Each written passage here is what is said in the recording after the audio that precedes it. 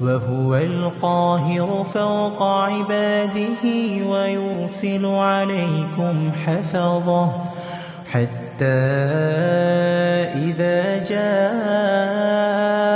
أحدكم الموت توفته رسلنا وهم لا يفرطون ثم ردوا إلى الله مولاهم الحق ألا له الحكم وهو أسرع الحاسبين قل من ينجيكم من ظلمات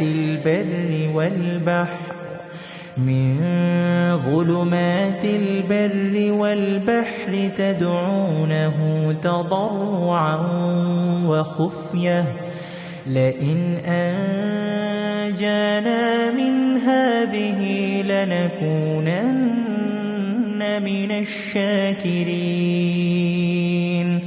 قل الله ينجيكم منها ومن كل كرب ثم أنتم تشركون قل هو القادر على أن يبعث عليكم عذابا من فوقكم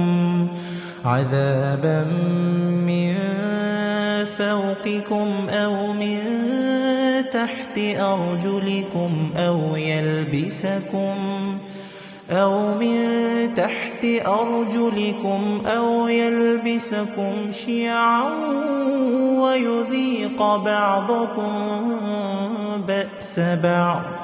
انظر كيف نصرف الآيات لعلهم يفقهون